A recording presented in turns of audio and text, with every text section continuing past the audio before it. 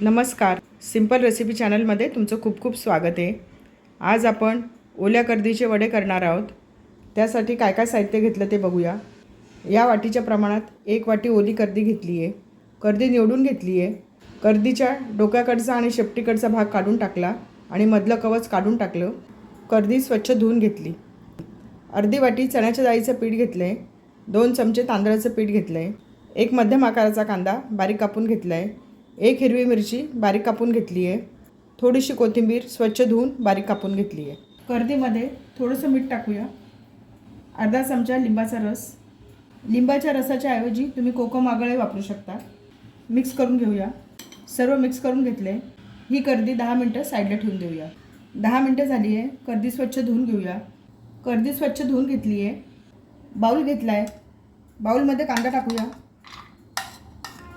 कोथिंबीर टाकते. कोथिंबीर स्वच्छ धुवून बारीक चिरून घेतली आहे. हिरव्या मिरचीचे तुकडे. अर्धा चमचा आलं लसूण पेस्ट. सर्व छान मिक्स करून घेऊया. कांदा छान कुस्करून घ्यायचा. सर्व छान मिक्स करून घेतले. सुके मसाले टाकूया. पाव चमचा हिंग, अर्धा चमचा हळद, 1 चमचा काश्मीरी मिरचीची पावडर, अर्धा चमचा लाल मिरची पावडर. आपण याच्यामध्ये हिरवी मिरची कापून टाकली आहे. त्या अंदाजाने लाल मिरची पावडर टाकायची. अर्धा चमचा धणा पावडर, चवीनुसार मीठ. आपण कर्दीला लिंबाचा रस आणि मीठ लावून घेतलं होतं, त्या अंदाजाने मीठ टाकायचे. 2 चमचे चण्याच्या डाळीचं पीठ, 2 चमचे तांदळाचं पीठ, 1 छोटा चमचा लिंबाचा रस. सर्व मिक्स करून घेऊया. सर्व छान मिक्स करून घेतलं आहे. याच्यामध्ये कर्दी टाकूया.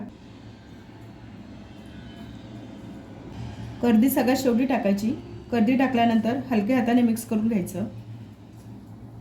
पीठ छान भिजवून घेतलं आहे. सर्व मिक्स करून घेतलं आहे. कर्दी टाकल्यावर जर हे पीठ पातळ झालं तर याच्यामध्ये तुम्ही चण्याचं डाळीचं पीठ टाकू शकता. 1 किंवा 2 चमचे चण्याचं डाळीचं पीठ टाकून पीठ छान मिक्स करून घ्यायचं.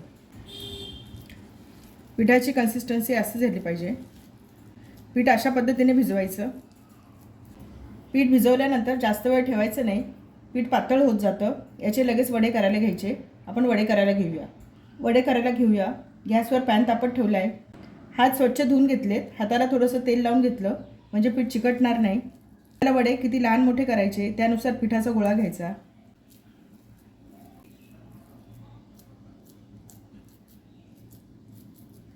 अशा पद्धतीने हातावर थापून घ्यायचं. खूप जाड पण नाही आणि खूप पातळ पण नाही. अशा पद्धतीने वडा करायचा. पॅनवर टाकूया. गॅसवर पॅन तापत ठेवला आहे. पॅनमध्ये 2 चमचे तेल टाकले आहे. तेल गरम झालं आहे. हातावर थापून घेतलेला वडा टाकूया. थोडा पसरवून घ्यायचा. वडा टाकेपर्यंत गॅस कमी केला आहे.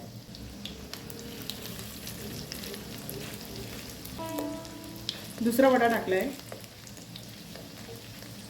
तिसरा वडा टाकूया. वडे टाकल्यानंतर अशा पद्धतीने थोडे पसरवून घ्यायचे. वडे खूप जाड नाही थापायचे, नाही तर आतून कच्चे राहू शकतात. मीडियम गॅसवर दोन्ही बाजूने लालसर भाजून घेऊया. वडे कडेकडेने लालसर दिसायला लागलेत. उलटवून घेऊया.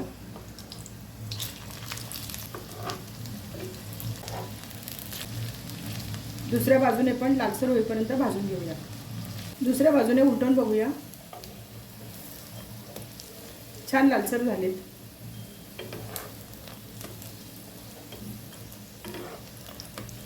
उलटपालट करून कुरकुरीत होईपर्यंत छान भाजून घेऊया. वडे दोन्ही बाजूने छान लालसर भाजले गेलेत. काढून घेऊया. निथळून घेऊया. छान झालेत आपले कर्दीचे वडे. अशाच पद्धतीने सर्व वडे मी काढून घेते. आपले सर्व वडे तळून झालेत. टिश्यू पेपरवर काढून घेतलेत. प्लेटमध्ये सर्व करूया.